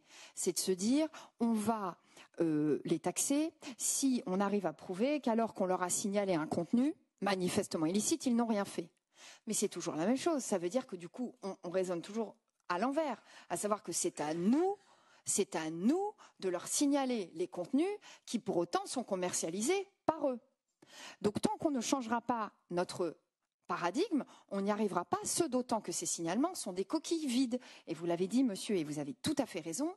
Moi, j'ai 1000 exemples chez mes parents de signalements qui sont faits. J'ai même une maman qui prend toutes ses pauses déjeuner pour faire des signalements de contenu. Soit on ne lui répond pas, donc c'est-à-dire que le mail est inefficient, ça arrive sur une boîte noire, on ne lui répond pas, soit on lui répond toujours la même phrase, à savoir que le contenu ne contrevient pas aux règles de la communauté. Je peux vous les passer si vous voulez, et on peut en débattre. Donc tout ça est une vraie chimère, ça a été mis en place pour se défausser et dire que finalement ils avaient mis en place quelque chose. Donc il y a un vrai problème avec les signalements. Si on veut terminer sur cette question juridique, mon avis, c'est qu'effectivement, il faut raisonner en termes de produits. C'est ce que tentent de faire mes confrères américains. Et je pense que de toute façon, c'est la solution. Il faut analyser l'outil digital comme un produit commercial. À partir de là, on aura la solution parce que nous, juristes, on a tout un tas de précédents sur les produits de santé ou sur les produits commerciaux défectueux où on a pu engager et épingler les entreprises qui ont pu mettre sur le marché des produits qui, de fait, étaient défectueux. Là, aujourd'hui, on a la solution. Ces produits-là, incontestablement, sont défectueux puisque nous avons des jeunes en état de mal-être incontestable et sinon qui se suicident. Donc, je pense qu'aujourd'hui, en tout cas, si vous voulez une voie, juridiquement, c'est celle-là. Pour l'âge, évidemment qu'il faut y aller. Évidemment qu'aujourd'hui, dans la mesure où c'est un vrai Far West, il faut interdire les réseaux sociaux en deçà d'un certain âge. Simplement, ça n'aura qu'une vertu éducationnelle. Mais évidemment qu'il faudra l'avoir quand même. Parce qu'aujourd'hui, leur fonds de commerce aussi, c'est l'ignorance d'un certain nombre de parents qui viennent d'une génération comme vous et moi, où nous n'avons absolument pas connu ça. Donc, on a aussi encore nombre de parents qui sont dans l'inconnu, c'est ce que vous disiez, madame, et qui ne savent, qui n'ont même pas conscience du danger. Déjà, ça revient à mon premier propos, qui est que, à mon sens, le premier des travails, c'est le travail de la conscience et de l'acquis, qui est que aujourd'hui, effectivement, les réseaux sociaux sont dangereux pour la santé de nos mineurs en deçà d'un certain âge. Et enfin, je terminerai parce qu'on me l'a évoqué, donc voilà, quid de la suite de mon action judiciaire. Alors d'abord, j'invite tous ceux qui s'intéressent évidemment à mon action par le truchement de Monsieur Bellamy de prendre contact directement avec moi et j'aurai plaisir à vous en expliquer davantage. Ce qu'il faut vous dire, c'est que je pense qu'on s'attend à une audience à l'orée, à l'été 2026. Je dirais, le temps qu'on puisse s'échanger les écritures. Là, aujourd'hui, en tout cas, ce qu'il y a de sûr, c'est que s'engage un débat contradictoire en France, puisque TikTok a constitué un avocat en défense. Donc, je n'aurai pas une procédure fantôme, et nous aurons nécessairement une audience à la fin, puisque nous sommes dans une dialectique de tribunal indemnitaire civil, action en réparation, voilà. Ce qui fait que, parce que j'ai engagé évidemment la voie pénale, mais pour l'instant, les parquets sont assez sourds à nos sollicitations. Voilà, j'en terminerai. J'aurais pu dire encore bien d'autres choses, mais j'ai compris l'urgence d'avoir à terminer rapidement. Merci beaucoup, maître, et merci surtout pour votre action. Et effectivement, pour faire le lien, on sera très heureux de le partager. Le but, c'est que cette conversation se poursuive. Peut-être Madame Choqueron, si vous voulez ajouter un mot. Je vais répondre. Il y avait deux questions pour moi. Une sur effectivement qu'est-ce qui se passe à chaque fois qu'il y a un like sur un post qui a été mis par un adolescent. Effectivement, vous avez raison, j'en ai pas parlé. À chaque fois qu'un adolescent voit qu'une de ses photos a été aimée ou qu'il a une réponse ou quoi que ce soit, il y a une libération de dopamine dans le cerveau, une activation du circuit de la récompense et donc une sensation de plaisir immédiat. Et c'est justement on parle souvent, voilà, on a parlé d'économie de l'ignorance, on parle d'économie de l'attention, mais il y a aussi une économie du plaisir immédiat qui fait que il y a une captation vraiment des ados sur les réseaux par ce biais-là de cette libération de dopamine, comme on peut l'avoir dans d'autres situations, puisque dans le cerveau, on a un seul circuit du plaisir. Et ça, c'est important. Parce qu'il faut se rappeler que si on veut lutter contre ce plaisir immédiat que procure le fait de naviguer sur les réseaux, il faut pouvoir proposer d'autres situations qui vont procurer du plaisir aux adolescents. Alors ça a l'air trivial ce que je dis, Mais une des solutions, c'est de réapprendre aux ados et aux enfants à prendre du plaisir dans des situations dans lesquelles on ne peut pas utiliser son téléphone et dans des situations de la vraie vie où on va avoir aussi une libération de dopamine, mais quand on fait des activités sportives, quand on cuisine, quand on est en famille, quand on va au cinéma. Le cinéma, c'est une situation dans laquelle il n'y a pas de réseau. On ne peut pas utiliser son téléphone. Et donc, il faut réapprendre les situations qui procurent du plaisir et qui sont totalement éloignées des écrans et des réseaux. Et puis, il y avait cette question sur ChatGPT, les IA génératives et la question du meilleur ami, voire du thérapeute. Et vous avez raison de poser la question. Et je vous rejoins quand vous dites qu'on n'est qu'au début et que ça va être assez catastrophique et inquiétant. Sachez qu'il y a à peine 2 semaines, il y a un enfant qui a été reçu dans un grand hôpital parisien, un enfant de 10 ans, qui a fait une tentative de suicide avec du Doliprane après avoir demandé à ChatGPT ce qui se passait si on prenait trop de Doliprane. Et donc, question totalement anodine, évidemment. Et donc, on sait qu'il y a un énorme risque à considérer que les IA génératives pourraient être notre meilleur ami ou notre thérapeute. D'abord, elles ne font que nous renvoyer en miroir ce qu'on leur donne comme matériel. Donc, il n'y a absolument aucune velléité de conseiller ou de challenger sur une position ou de débattre ou de donner son avis. Ça, c'est impossible pour une IA générative. Par ailleurs, une IA générative ne dit jamais qu'elle ne sait pas, qu'elle n'a pas la réponse ou qu'elle s'est trompée, ce qui est typiquement humain. Et donc, du coup, on est dans une relation qui est absolument pas une relation. Et il faut expliquer aux adolescents qu'on ne peut pas attendre d'une situation qui n'a rien de relationnel de pouvoir régler un problème relationnel dans la vraie vie. Ça, c'est impossible. Et puis, il ne faut pas oublier que si vous confiez toute votre vie à une IA générative, bah, en fait, il n'y a aucune confidentialité. Et là, vous êtes la proie de tout un tas d'algorithmes qui vont venir se saisir de vos fragilités. Donc, vous allez majorer encore tous les problèmes qu'on a évoqués. Et je ne parle pas du fait qu'un enfant ou un adolescent pourrait mal interpréter une réponse d'une IA générative, ou même qu'il pourrait poser comme question qu'est-ce qui se passe si on est trop déprimé, si la dépression est trop grave, et l'IA pourrait répondre que ça conduit au suicide et que ça pourrait apparaître aussi comme une éventualité possible. Et donc, du coup, je pense qu'on est vraiment, on prend conscience de tout ça, mais qu'on n'est qu'au début de cette catastrophe. Moi, en termes de propositions, je pense qu'il y a des choses assez simples qui pourraient être proposées pour au moins scinder la vie scolaire et la vie sur les écrans, puisqu'on sait que le harcèlement scolaire, il utilise aussi évidemment énormément les réseaux et les écrans. Donc, des mesures assez simples comme le fait de brouiller, par exemple, les réseaux dans les écoles, dans les établissements scolaires, au collège, au lycée, faire en sorte que on brouille la capacité à capter du réseau pour pouvoir se connecter, qu'on ne peut plus s'échanger des vidéos à la récré, qu'on ne peut plus challenger les gens sur les réseaux, et en tout cas, ça n'a plus lieu d'être à l'école, donc on scinde déjà la vie pendant la journée scolaire de tout ce qui peut se passer sur les écrans. Ce serait déjà une façon de ne pas impliquer des questions et des conflits scolaires et des challenges entre enfants sur les réseaux. Voilà, merci beaucoup. Merci à vous, merci infiniment. Et merci pour ces propositions qui concernent notamment l'école dont on a peu parlé, mais qui est évidemment un espace essentiel sur le sujet qu'on évoque. Stéphanie Mistre, je vous laisse la parole. C'est gentil.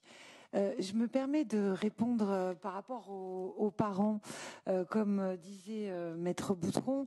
Moi, Marie, en fait, j'imaginais même pas que ce genre de contenu pouvait exister.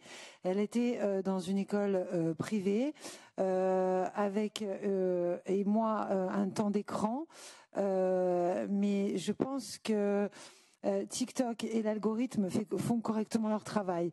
D'autre part, j'ai envie de vous dire, alors effectivement, il y a des sondages qui sortent en disant qu'il n'y a que 80% des parents 20% pardon, des parents qui posent le contrôle parental. Je me permets de relever, puisque j'en ai parlé à Maître Boutron et à Madame Jadot. De mon expérience avec ma fille Marie, j'ai une petite de 14 ans et je suis complètement aliénée, c'est le mot, sur les réseaux. Et en fait, je me suis rendu compte que ma fille ne me demandait plus de temps d'écran.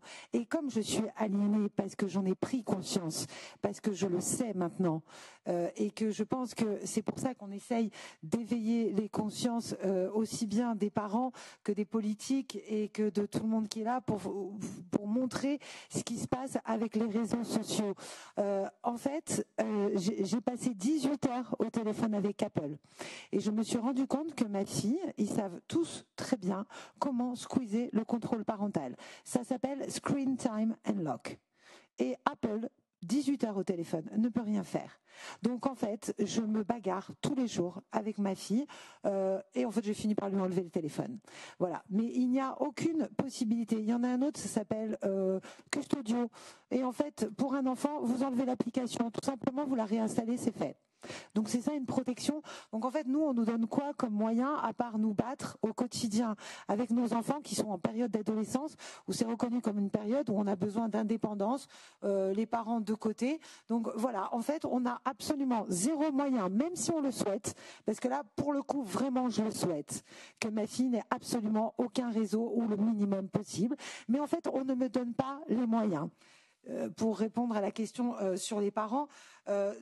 Donc il faut vraiment qu'il y ait une prise de conscience et j'ai envie de dire, je le vois en ce qui me concerne, pour moi la mesure la plus préventive pour nos enfants, c'est de légiférer fort, c'est-à-dire de ne pas commencer à faire des lois un peu pour tout le monde, mais de prendre quelque chose de ferme et de dire voilà, on arrête les réseaux sociaux jusqu'à 16 ans. Et pour moi, je pense que 16 ans serait bien parce que j'ai une enfant qui est en 3e et qui a une étape en 3e, 4e et au passage en seconde, il y a une espèce de maturité qui arrive et je trouve que de les protéger jusqu'à 16 ans parce que avec tout ce qui se passe actuellement, cette violence des enfants, ce mal-être, en fait, le cerveau de nos enfants n'est pas capable d'encaisser tout ce qu'ils peuvent voir sur ces contenus délétères que peuvent leur envoyer TikTok en leur imposant, je dis bien en leur imposant. Donc imposons à TikTok des mesures fortes pour qu'ils arrêtent de détruire nos enfants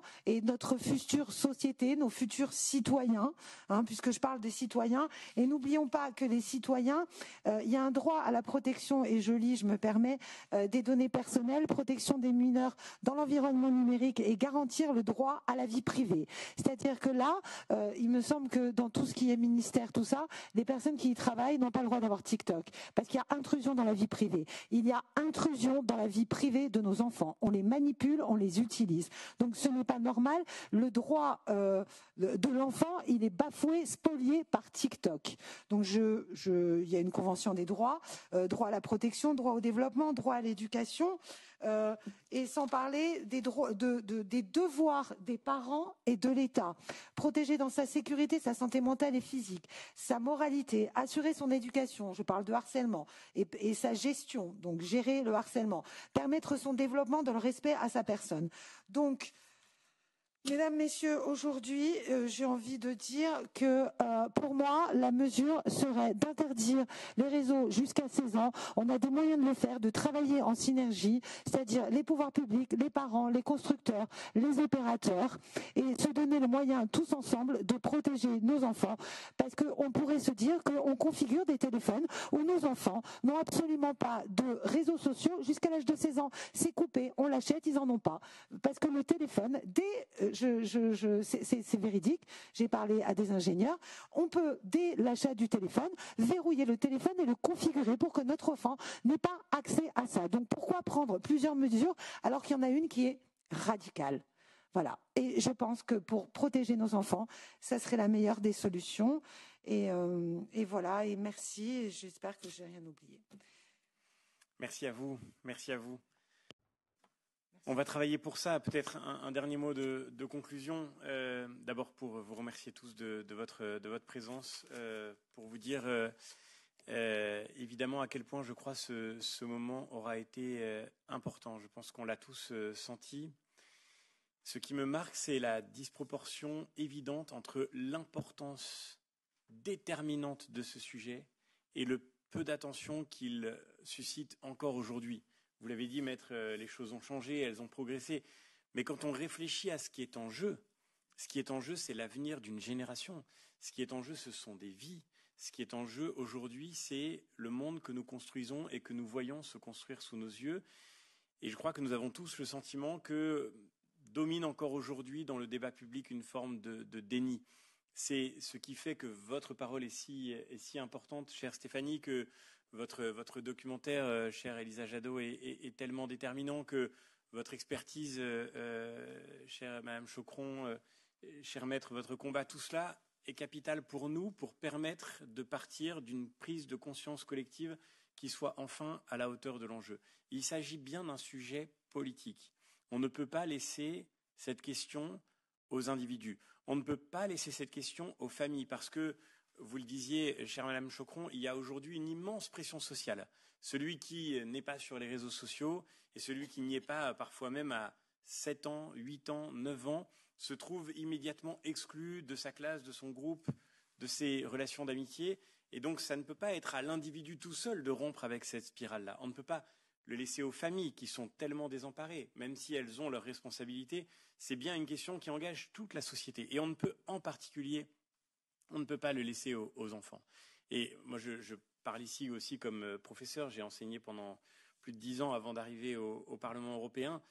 Je suis toujours révolté, peut-être c'est un argument qu'on n'a pas croisé ce soir, mais quand on nous explique que c'est en éduquant les enfants qu'on va leur permettre de prendre des distances avec les algorithmes et les réseaux sociaux, comme si on pouvait compter sur l'éducation d'un enfant de 8, 9, 10 ans pour prendre ses distances avec une gigantesque machine organisée pour produire de l'addiction.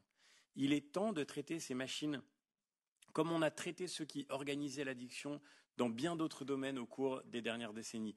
Il y a eu un très grand combat contre ceux qui organisaient l'addiction vis-à-vis du tabac. Il y a eu un très grand combat contre ceux qui organisaient l'addiction vis-à-vis de l'alcool.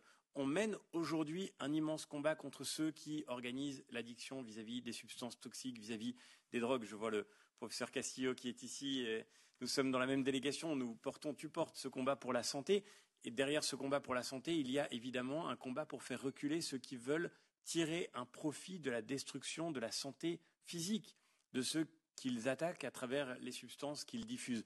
La santé psychologique n'est pas moins importante et elle n'est pas moins vulnérable. Et aujourd'hui, notre devoir, c'est de traiter ces plateformes pour ce qu'elles sont et de protéger les enfants des addictions qu'elles organisent. Nous savons tous, et c'est pour cette raison-là qu'on ne peut pas acheter un paquet de tabac chez un buraliste quand on a 12 ans, nous savons tous qu'à 12 ans, on ne peut pas gérer la tentation de l'addiction, on ne peut pas gérer soi-même ce qui est créé pour susciter de la dépendance. Eh bien, il doit être exactement de la même manière et peut-être même d'une façon plus forte encore avec la question de ces algorithmes, parce qu'au fond, c'est toujours de la santé qu'il s'agit, mais d'une manière peut-être encore plus essentielle, encore plus déterminante. Nous sommes au début d'un grand combat et nous allons le mener ensemble. Et encore une fois, je trouve un grand signe d'espoir dans le fait que nous ayons été si nombreux, que des collègues soient venus ici passer du temps. C'est peu fréquent qu'on consacre tant de temps dans nos semaines parlementaires à une question, mais elle le méritait bien sûr. Des collègues de bords politiques différents, ce n'est pas une question partisane, c'est une question qui dépasse de très loin nos différentes familles politiques. Et je crois que nous devons tous être unis pour donner maintenant une traduction législative avec la Commission européenne. Et je remercie encore le commissaire Mikalev. Je vous remercie, monsieur, d'avoir été ici avec nous. C'est maintenant notre devoir, c'est maintenant notre travail, puisque c'est une question politique, d'apporter à cette question une réponse politique. Et il y a une urgence, l'urgence absolue, rendre une enfance aux enfants, rendre une enfance à nos enfants et faire en sorte que nous puissions garantir de nouveau qu'ils soient protégés par le cadre juridique que nous avons à reconstruire. Merci encore infiniment à vous tous. Ce combat-là, nous le mènerons pour tous les enfants qui attendent notre action et nous le mènerons en particulier pour Marie et en pensant à elle. Et je ne peux que vous promettre qu'elle restera dans nos pensées. Je voudrais terminer d'un dernier mot pour dire un immense merci à ceux qui ont rendu cet événement possible. Merci à toutes les équipes du Parlement, à l'équipe technique. Merci à France Télévisions et aux équipes de France Télévisions qui mènent ce travail, qui est aussi un travail déterminant ici pour que la vérité soit faite. C'est pour cette raison-là qu'on a besoin de médias sérieux qui fassent ce travail d'enquête. Merci aux interprètes qui sont restés bien plus longtemps que prévu. Merci pour votre dévouement, votre présence qui nous a permis d'échanger. Et puis merci à toute l'équipe qui m'accompagne et qui a porté l'organisation de cet événement important. Et je voudrais remercier tout particulièrement Lola Cardiles pour son travail jusqu'à aujourd'hui. Merci encore infiniment, bonne soirée et à très bientôt évidemment.